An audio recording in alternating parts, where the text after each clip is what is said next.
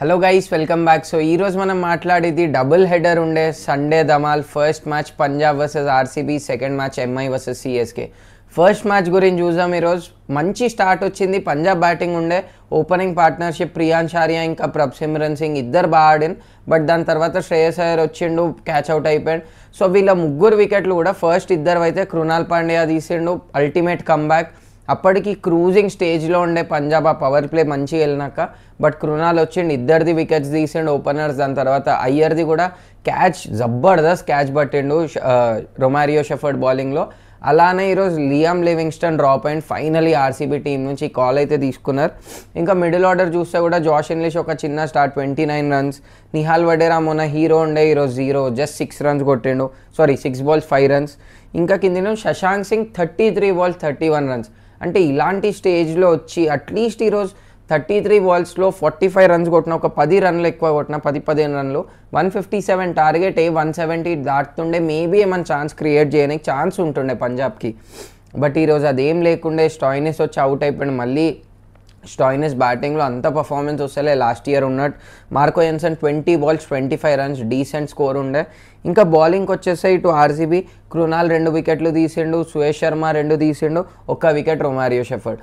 వేరే వాళ్ళు భువనేశ్వర్ ఎకనామికల్ ఉండే, హేజల్వుడ్ కొద్దిగా ఎక్స్పెన్సివ్ అయింది. బట్ ఓవరాల్గా 157కి రెస్ట్రిక్ట్ చేసాడు. ఆ పిచ్ మీద ఆ స్కోర్ తక్కువనే అనిపించింది. ఇటు ఆర్సీబీ బ్యాటింగ్ చేసేటప్పుడు కూడా ఎప్పుడు ట్రబుల్ అనిపించలేదు అసలు. ఓపెనింగ్లో సాల్ట్ తొందరగా అవుట్ అయ్యాడు. But Virat Kohli chase master మళ్ళీ అదే చేసిండు. లైక్ ఊరికే అయితే చేజ్ మాస్టర్ అని అన్నాం, సేమ్ అలానే 54 balls 73 runs, నాట్ అవుట్ ఉండే. క్లినికల్ పర్ఫార్మెన్స్, ఒక 6-7 fours, 135 స్ట్రైక్ రేట్. ఆ స్ట్రైక్ రేట్ గురించి సోషల్ మీడియాలో చాలా వైరల్ అవుతుంది. మెల్లిగా ఆడిండు, సెల్ఫిష్ నాక్, అది ఇది అని. బట్ ఆ మ్యాచ్ సినారియో వైజ్ చూస్తే విరాట్ కోహ్లీ రోలే అది ఉండే, యాంకర్ చేయాలి ఇన్నింగ్స్ అని, అదే చేసిండు. విరాట్ కోహ్లీ ఎంబడి పడికల్ వచ్చిండు, పడికల్ హిట్టింగ్ స్టార్ట్ చేసిండు. 35 balls 61 runs కొట్టిండు, 175 స్ట్రైక్ రేట్తో. మొన్నటి మ్యాచ్లో ఛాన్స్ రాలేడు, ఆడిపియలేరు పడికల్ని. ఈరోజు ఆడిపించిండు, మళ్ళీ పర్ఫామ్ చేసిండు. ఇప్పుడు ఓవరాల్గా చూస్తే పడికల్ 1-2 innings ఆడలే అంతే ఈ త్రూ అవుట్ ఐపీఎల్లో. వేరే అన్ని మ్యాచెస్ పర్ఫామ్ చేసిండు. అట్లీస్ట్ పర్ఫార్మెన్స్ ఏదో ఒకటి అయితే వచ్చింది. మ్యాచ్ విన్నర్ పడికల్ ఉండే ఈరోజు. ఆఫ్ కోర్స్ విరాట్ కోహ్లీ కూడా as always like chase master. దాని తర్వాత పాటీదార్ వచ్చిండు, 13 balls 12 runs. యుజ్వేందర్ చహల్ బౌలింగ్లో అది హిట్ కోసం పోయిండు, ట్రై చేసిండు, బట్ క్యాచ్ అవుట్ అయిపోయాడు. మిగిలింది జితేష్ శర్మ 8 balls 11 runs. ఇంక అక్కడికి మ్యాచ్ అయిపోయింది. 18.5లో 157 ఈజీగా చేంజ్ చేసిండు. రివెంజ్ కంప్లీట్ చేసిండు. మొన్న సేమ్ పంజాబ్ వెళ్ళి బెంగళూరులో 1-sided గెలిచిండ్రు. ఈరోజు ఆర్సీబీ వచ్చింది పంజాబ్కి, వీళ్ళు 1-sided గెలిచిండ్రు. ఇక్కడ జబర్దస్త్ మ్యాచ్ ఉండే. ఇది కూడా ఒక స్టేజ్లో కొంచెం బోరింగ్ అయిపోయింది. ఎప్పుడైతే ఇంకా విరాట్ కోహ్లీ అవుట్ కాలేదో అర్థమైపోయింది బెంగళూరే గెలుస్తుంది మ్యాచ్. ఎలా అయినా ఎంత ఎండింగ్ బై ఎంత డిఫికల్ట్ సిచ్యువేషన్ అయితే కూడా బెంగళూరు కొడుతుందని విరాట్ ఉండు గ్రీస్ మీద. సో ఈ మ్యాచ్ అయిపోయినాక నెక్స్ట్ మ్యాచ్ స్టార్ట్ అయింది, ఎల్ క్లాసికో #2. సెకండ్ మ్యాచ్ ఉండేది Mumbai Indians versus Chennai Super Kings. First match Mumbai చెన్నైది ఎప్పుడైతే అయిందో చెన్నైలో అయిందా, చెన్నై గెలిచింది. ఈరోజు ముంబై హోమ్ గ్రౌండ్లో ఉండే. ఈ మ్యాచ్లో టాస్ ముంబై గెలిచిండ్రు, బౌలింగ్ తీసుకుని చెన్నైలో ఈరోజు ఒక కొత్త ప్లేయర్ని కూడా ఆడిపించింది, యంగ్స్టర్ని. 17-year-old ఆయుష్ మాత్రే. నిన్న ఏమో 14-year-old రాజస్థాన్కి డెబ్యూ అయిండే వైభవ్ సూర్యవంశీ. అతను కూడా మంచి ఇంపాక్ట్ చూపెట్టిండు, ఆ కేపబిలిటీ ఉంది ఈ స్టేజ్లో ఆడికని. ఈరోజు చెన్నైకి ఆడిన యంగ్స్టర్ కూడా అదే కేపబిలిటీ, అలానే ఉండే పర్ఫార్మెన్స్. ఓపెనింగ్ నుంచి చూసుకుంటే షేక్ రషీద్ది సెకండ్ మ్యాచ్ ఇది, చాలా మెల్లగా ఆడిండు. ఈరోజు 20 balls 19 runs. ఎప్పుడు కంఫర్టబుల్ అనిపించలేడు, సింగిల్స్ కోసమే వెతుక్కుంటుండే త్రూ అవుట్ ది ఇన్నింగ్స్. ఇంకా పెద్ద హిట్స్కి అయితే మొన్నటి మ్యాచ్లో కూడా వెళ్ళలే, బట్ మొన్న అట్లీస్ట్ ఆ గ్యాప్స్ చూసిండు బౌండరీస్ కోసం. ఈరోజు ఆ బౌండరీస్ మిస్ అయిపోయింది. రచిన్ రవీందర్ ఇప్పటికీ ఒక్క మ్యాచ్ ముంబైది, ఇంకొక మ్యాచ్ మధ్యలో 50 కొట్టిండు, కానీ క్లినికల్ పర్ఫార్మెన్స్ ఏది రావట్లేదు. ఆ ఓపెనింగ్ మెయిన్ రుతురాజ్ ఆడకముందు ఎప్పుడైతే కాన్వే రచిన్ ట్రై చేసిండ్రు త్రిపాఠితోని, మళ్ళీ బేసిక్లీ వీళ్ళు ఓపెనింగ్ సెట్ అవ్వట్లేదు చెన్నైకి. ఇంకా దాని తర్వాత 1 downలోనే ఆయుష్ మాత్రే వచ్చిండు, 15 balls 32 runs. అశ్విని కుమార్ ఒక్క ఓవర్లో 4 కొట్టిండు, బ్యాక్ టు బ్యాక్ 2 6లు. ఆ సెకండ్ 6 అయితే ఎప్పుడైతే పుల్ షాట్ కొట్టిండో ఐడెంటికల్ ఉండే రోహిత్ శర్మ లాగా. లైక్ ఎఫర్ట్లెస్ షాట్ ఏదైతే రోహిత్, సంజు శాంసన్ వీళ్ళు కొడతారో షాట్స్ కొట్టినప్పుడు ఏది ఎఫర్ట్లెస్ అనిపిస్తుందో అలా ఉండే ఆయుష్ మాత్రే షాట్స్ కూడా. ఇన్ఫ్యాక్ట్ ఇంటెంట్ బాగుండే. ఆయుష్ మాత్రే ఇన్నింగ్స్ వల్ల అట్లీస్ట్ చెన్నై 6 overs 48 వరకు వెళ్ళింది, లేదంటే ఫస్ట్ 3 overs 11-12 runs ఉండే. ఈరోజు కూడా అదే బేసిక్ చెన్నై స్టార్ట్ అయి ఉండే మళ్ళీ. మిడిల్ ఓవర్స్లో ఈరోజు జడేజా ఇంకా శివం దుబే ఆడిన ఇద్దరిది 50s అయినాయి. ఇద్దరు బాగా ఆడిన. ఒక టైంలో ఎప్పుడైతే పార్ట్నర్షిప్ బిల్డ్ చేయాలనో అప్పుడు ఇద్దరు టైం తీసుకున్నారు, పార్ట్నర్షిప్ బిల్డ్ చేశాను. లేటర్ ఆన్ ఇన్నింగ్స్లో యాక్సిలరేట్ చేసిండ్రు, ఇద్దరు 50s కంప్లీట్ చేసిండ్రు. But at the end of the day match అయితే ఫినిష్ చేయలేకపోయింది. ఇద్దరు అందరు కలిపి 177 కొట్టిండ్రు అంతే. 176 for 5. ధోని కూడా వచ్చిండు, 6 balls 4 runs. బుమ్రా బౌలింగ్లో ఫుల్ టాస్లో అవుట్ అయిపోయాడు. ఓవర్టర్న్ నాట్ అవుట్ ఉండే, but still at the end of the day 176 Mumbai పిచ్లో చాలా తక్కువ. ఇంకా ముంబై బౌలింగ్కి కూడా వస్తే దీపక్ చార్ అల్టిమేట్ బౌలింగ్ వేసాడు. ఆ ఇచ్చిన కొన్ని రన్స్ కూడా ఆయుష్ మాత్రే బ్యాక్ టు బ్యాక్ 4s కొట్టిండే, ఒక్క ఓవర్లో అప్పుడే వచ్చింది. ఇంకా బోల్ట్ వచ్చేసి ఈరోజు ఎక్స్పెన్సివ్ ఉండే. బుమ్రా అయితే legendary bowler, 4 overs 25 runs 2 wickets. Ultimate bowling ఉండే బుమ్రాది. ఒకటి 18th over అయినా 20th over అయినా.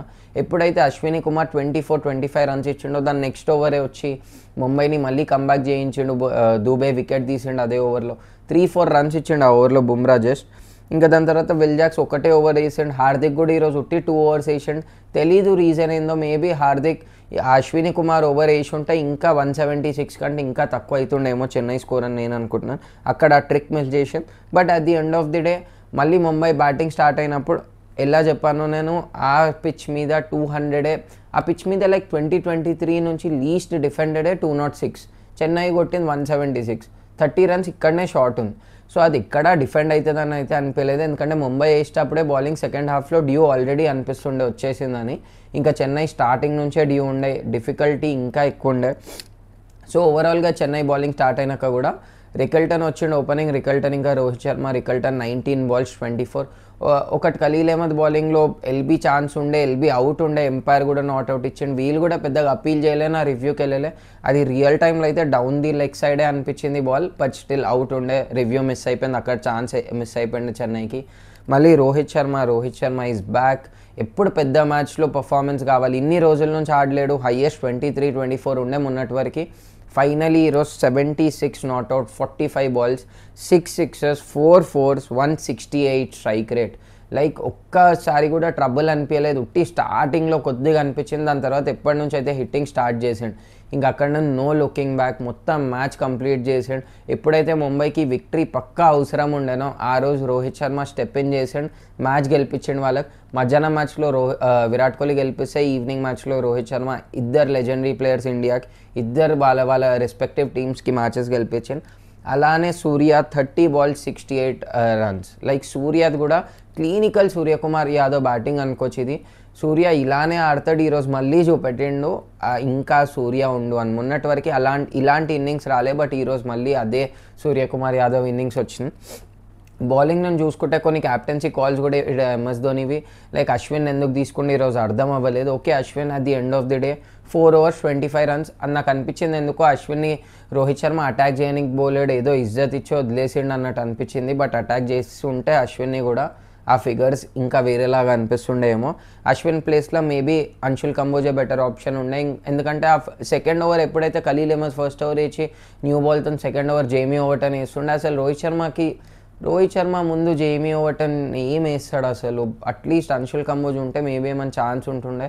జేమీ ఓవర్టన్ ప్రెషర్లోనే 2-3 వైడ్లు వేసేసిండే రోహిత్ని చూసి. సో ఓవరాల్గా బౌలింగ్ పర్ఫార్మెన్స్ కూడా ఈరోజు క్యాప్టెన్సీ కూడా నూర్ అహ్మద్ని ఎందుకు ముందు తీసుకొని రాలేడు అది అర్థం అవ్వలేదు. 3 overs 36 runs. లైక్ ఎక్స్పెన్సివ్ ఉండే. అలానే పతిరానా కూడా నేను ఎంతసేపు మ్యాచ్ చూసినంతసేపు పతిరానా రాలే అనుకున్నా. బట్ ద మూమెంట్ పతిరానా వచ్చింది 10 balls 1.4 overs వచ్చింది 10 balls 36 runs. అది చూసి అయితే అనిపించింది మేబీ ధోని కాల్ కరెక్టే ఉండే, లేటే చేసిండు. ఇంకా ముందు చేస్తే ఇంకెప్పుడో మ్యాచ్ కంప్లీట్ అయిపోతుండేమో అని.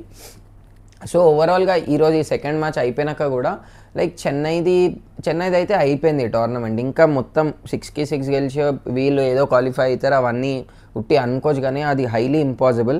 సో ఇప్పుడు టేబుల్ చూసుకుంటే మధ్యాహ్నం మ్యాచ్ ఈవినింగ్ మ్యాచ్ అయిపోయినాక జీటీ ఫస్ట్ ఉంది, DC సెకండ్, అదేం చేంజ్ అవ్వలేదు.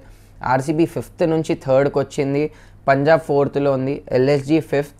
దాని తర్వాత MI 7th నుండి 6th వచ్చింది. MI నెట్ రన్ రేట్ కూడా ఇప్పుడు 0.48+. సో MIకి నెట్ రన్ రేట్ కూడా బాగుంది. నెట్ రన్ రేట్ ఆల్మోస్ట్ MIది ఇప్పుడు LSG కంటే బెటర్ ఉంది, పాయింట్స్ 2 తక్కువనే, కానీ పంజాబ్ కంటే బెటర్ ఉంది. మళ్ళీ RCB కంటే కూడా MIదే బెటర్ ఉంది net run rate. So first 2 teams వదిలేసి వేరే 3 టీంల తర్వాత నెట్ అంటే వేరే 3 టీంల కంటే బెటర్ నెట్ రన్ రేట్ ఎంఐది ఉంది. సో ఎంఐ నెక్స్ట్ 2-3 మ్యాచెస్ మళ్ళీ ఇలానే చేసి గెలిస్తే ఫర్ షూర్ ప్లే ఆఫ్కి వెళ్తుంది. ప్లే ఆఫ్కి వెళ్తే all together different beast MI. Like ఇప్పుడున్న టీమ్స్లో వీళ్ళందరికీ అంత ఎక్స్పీరియన్స్ లేదు ముంబై ఇండియన్స్కి ఉన్నంత ఎక్స్పీరియన్స్. అంతకైనా ముంబై ఇండియన్స్ ఉన్నంత లెజెండరీ ప్లేయర్స్ మళ్ళీ వాళ్ళకున్నంత ఎక్స్పీరియన్స్ ఆ ప్లే ఆఫ్ ఆడడం, ఫైనల్స్ ఆడడం, అది గెలవడం. లైక్ ముంబై ఇండియన్స్ 5 ట్రాఫీస్ గెలిచింది. సో ఆబ్వియస్గా ఎక్స్పీరియన్స్ నెక్స్ట్ లెవెల్. అక్కడికి వెళ్ళిందంటే ఇంకా ప్లే ఆఫ్కి 90% ముంబైయే ట్రాఫీ లిఫ్ట్ చేస్తుందని నేను అనుకుంటున్నాను. సో చూడాలి ఏమవుతుందో అది కూడా. ఇంకా రేపటి మ్యాచ్కి వచ్చేస్తే రేపు కోల్కతా వర్సెస్ గుజరాత్ ఉంది. ఈ మ్యాచ్ కోల్కతాలో ఉంది. ఎప్పుడైతే అహ్మదాబాద్లో అయిందేనో ఈ మ్యాచ్ రేపటి మ్యాచ్ ఇక్కడ కోల్కతాలోనే ఉంది. ఇది ఫస్ట్ మ్యాచ్ గుజరాత్ ఇంకా కేకేఆర్ది. సో గుజరాతీ 1-2-3 చూసుకుంటే వీళ్ళ మీదనే రెస్పాన్సిబిలిటీ ఉంది మొత్తం. బట్ వాళ్ళ ముగ్గురు పర్ఫామ్ కూడా అలానే చేస్తారు. కోల్కతా ఇక్కడ నుంచి ఏమైనా కంబ్యాక్ చేస్తుందా అంటే ఐ హైలీ డౌట్. నాకు అంత నమ్మకం రావట్లేదు. ఒక మ్యాచ్ ఏమో జబర్దస్త్ ఆడుతుంది, ఒక మ్యాచ్లో మొత్తం బ్యాటింగ్ కొలాప్స్ అయిపోతుంది. సో రేపు ఏ కోల్కతా వస్తుంది అని చెప్పలేం. గుజరాత్ అయితే కంటిన్యూస్గా బాగా ఆడుతున్నారు, టేబుల్లో నెంబర్ 1 ఉన్నారు. సో ఆబ్వియస్గా నా ప్రెడిక్షన్ అయితే నేను అనుకునేది గుజరాతే రేపు గెలుస్తుంది కోల్కతాలో అని. సో మీ ప్రెడిక్షన్స్ ఏందో అది కమెంట్ చేయండి. అంటిల్ దెన్ ఈ క్రికెట్ సోది మీకు నచ్చితే please do like, share and subscribe.